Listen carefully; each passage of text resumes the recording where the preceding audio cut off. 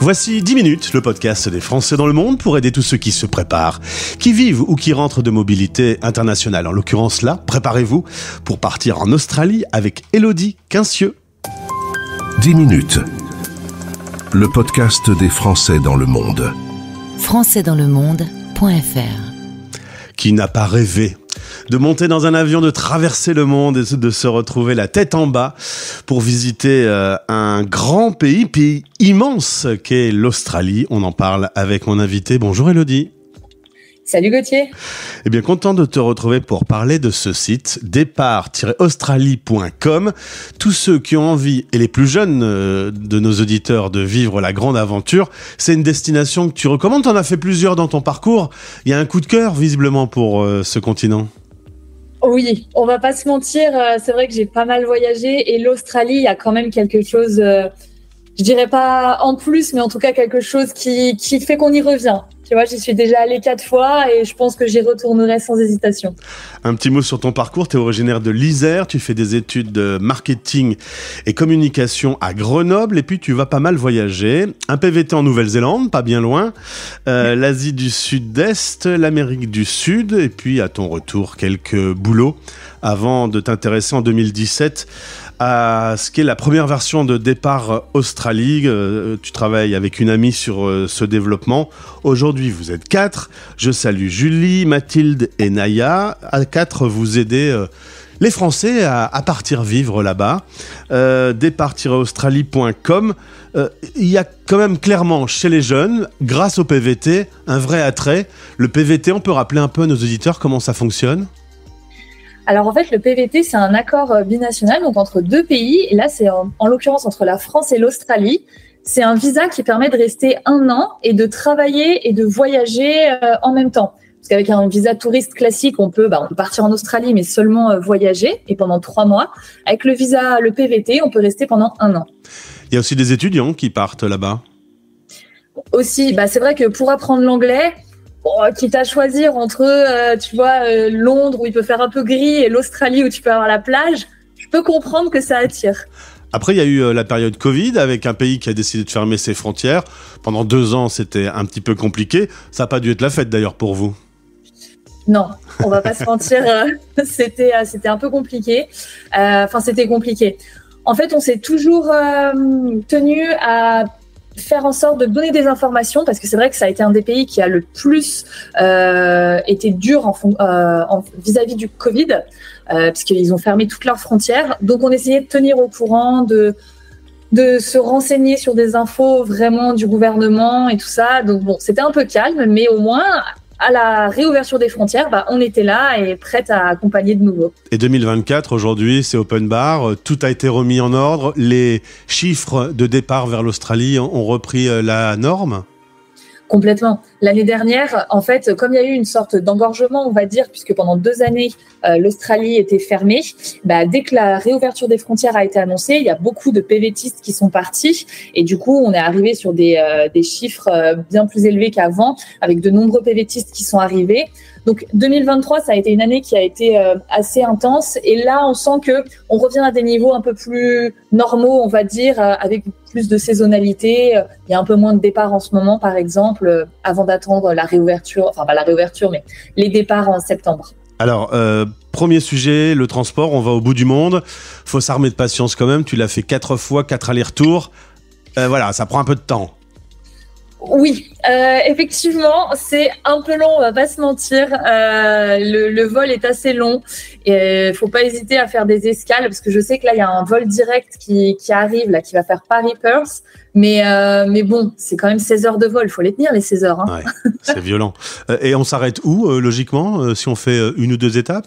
Ça dépend de la compagnie. Nous, là, la dernière fois qu'on y allait en mars, on a fait une escale à Hong Kong et au retour, on en a profité pour passer 3 jours à Hong Kong. Très bonne destination, soit dit en passant. Donc après, ça dépend les compagnies.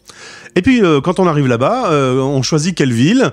On connaît évidemment Sydney, Brisbane. Qu'est-ce que tu peux nous conseiller comme autre ville à voir ou à vivre ? Écoute, en fait, ça va dépendre un petit peu du projet. Nous, c'est vrai que c'est une question qui revient très souvent, celle-là, donc ça ne me surprend pas que tu me la poses. Mais ça va dépendre un petit peu du projet, de l'envie à l'arrivée, parce que Même si l'Australie, par exemple, c'est un pays qu'on imagine tout le temps ensoleillé, nous on le dit, les personnes qui recherchent la plage, le surf et bronzer toute l'année, il faut faire attention par exemple à Melbourne, qui est une ville où la météo n'est pas très clémente, voire plutôt maussade une grande partie de l'année.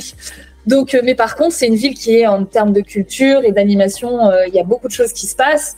Donc en fait, chaque ville a un petit peu ses avantages et ses inconvénients, ça dépend de ce qu'on aime. Alors justement, puisqu'on parle des avantages et des inconvénients, on va faire un petit top 3. Dans les avantages, clairement, un cadre de vie plutôt agréable. Complètement. Non mais c'est vrai que je viens de parler de Melbourne, mais malgré tout, on parle quand même d'un pays où il y a un taux d'ensoleillement quand on est dans le Queensland qui est incroyable, il y a des paysages qui sont magnifiques, donc on évolue quand même dans un cadre très agréable. Côté boulot aussi, des opportunités. Oui, c'est vrai que notamment, tu vois, quand on parlait des PVTistes, quand on arrive en PVT, on n'est pas obligé d'avoir de l'expérience dans certains domaines pour pouvoir y postuler. Par exemple, si on veut travailler en ferme, si on n'a jamais travaillé en ferme en France, c'est pas un frein. L'important, c'est de montrer qu'on est motivé, qu'on a envie, et ça, c'est quelque chose qui est très apprécié par les Australiens. La motivation et voilà, savoir être débrouillard. On me dit toujours, je vais en Australie, pendant 3 mois, je suis serveur dans un bar, et je vais gagner en 3 mois ce qu'il me faudrait 1 an pour gagner en France. C'est vrai? C'est un vrai chiffre? Oui et non. C'est pas aussi... le tableau est pas aussi beau, on va dire. Me doute. L'avantage de l'Australie, c'est vrai que, et souvent certains se font des très bons salaires parce que tu peux faire beaucoup d'heures. Tu peux travailler 50, 60, travailler 80 heures dans la semaine, c'est possible. Nous, en France, on a quand même un petit peu le droit du travail. Normalement, les semaines sont quand même à 35 heures. Donc, forcément, si tu es prêt à travailler, tu peux faire beaucoup d'heures et le salaire est plus élevé. Donc, effectivement, tu peux arriver à mettre beaucoup d'argent de côté. Mais si tu veux faire un 30 heures et un petit job tranquille, au bout de 3 mois, tu seras pas forcément plus riche. Côté inconvénient, c'est un pays, tu me disais, qui manque un peu d'histoire. On n'y va pas spécialement pour justement son histoire, ses musées, quoi. Non. Il y a effectivement la culture aborigène qui est intéressante à découvrir, mais qui est un petit peu le seul point de culture qu'on va retrouver en Australie. C'est vrai qu'en France, on a quand même, aussi bien en termes d'architecture que d'histoire ou autre, on est habitué à ça. Et en Australie, on retrouve pas tout à fait les mêmes choses. On se souvient du film Priscilla, folle du désert, où il traverse l'Australie vraiment par les déserts avec les animaux, les bébêtes qui sont là. C'est vraiment quand on voit le film et qu'on traverse l'Australie, c'est vraiment comme ça? Alors, j'ai pas vu le film, donc j'imagine qu'on est dans les clichés australiens. Mais en tout cas, ce que je peux dire du centre pour l'avoir fait, c'est vrai que c'est désertique, il y a des animaux sauvages de partout. Mais c'est pas aussi dangereux qu'on pourrait l'imaginer ou qu'on veut nous le faire croire, entre guillemets, sur les réseaux sociaux. On se lève pas tous les matins avec un serpent à nos pieds, ça va. Côté intégration, tu me dis on est dans une mentalité anglo-saxonne. Faut se préparer à ce que ça soit différent de l'état d'esprit français. Complètement. C'est vrai que de prime abord, les Australiens vont être très sympas et avenants et nous parler. Mais quand on va essayer de creuser un peu plus et de vraiment créer des relations long terme ou des relations de confiance, c'est un peu plus compliqué. Et on le voit aussi, les backpackers nous le disent en termes de boulot. C'est vrai que les patrons ne peuvent pas toujours leur faire confiance. C'est-à-dire qu'ils vont facilement dire oui, j'ai un taf pour toi.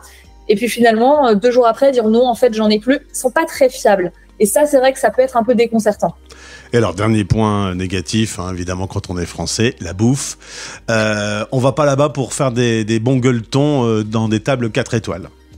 Non, clairement pas. Et c'est vrai que ça, tu sais, quand on est français, c'est toujours pareil. Quand on est à l'étranger, on se plaint de la nourriture. Mais alors, en Australie, c'est vrai que c'est pas là-bas qu'on va découvrir des plats typiques incroyables.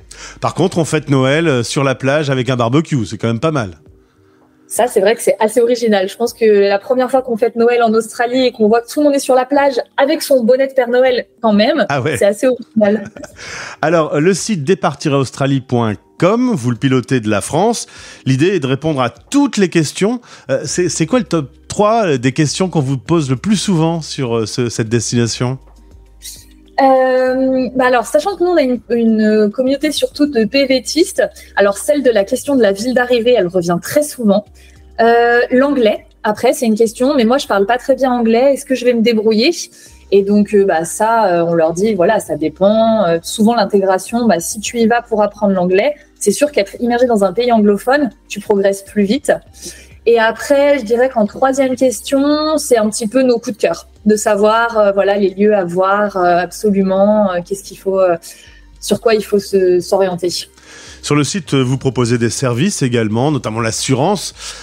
C'est des choses à bien préparer avant son départ ? Oui, en fait, nous, on est là, souvent ce qu'on dit, c'est pour donner les clés aux personnes qui veulent partir pour qu'en arrivant, elles ouvrent les bonnes portes. Et c'est vrai qu'une bonne préparation au PVT, ça permet d'arriver plus sereinement et de vivre son PVT plus sereinement. Ça ne veut pas dire que quelqu'un qui part sans rien préparer n'y arrivera pas, mais c'est vrai qu'on est dans un pays, encore une fois, anglophone, à l'autre bout du monde. Ça peut être un peu compliqué au début, donc nous on est là pour dire en arrivant, pense à faire ça, prépare-toi à faire ça, et après on les laisse s'embarquer dans l'aventure. Elodie, si je ne m'abuse, il y a même un guide gratuit à télécharger depuis le site qui peut être pratique. Alors complètement. Un guide qu'on vient justement de mettre à jour, là il y a 2 semaines, puisque comme je le disais tout à l'heure, on est revenu d'Australie, donc on est allé vérifier un petit peu les adresses qu'on conseillait, les nouveautés sur place ou autres. Donc, le guide est à télécharger directement sur le site. Bien, si vous avez cette furieuse envie de traverser la planète pour découvrir un beau grand pays, c'est le moment ou jamais d'aller sur départ-australie.com. Elodie, merci. Tu salues toute l'équipe. Et puis, au plaisir de se retrouver pour parler de cette région du monde. Merci beaucoup en tout cas, et puis au plaisir d'en rediscuter. Français dans le monde.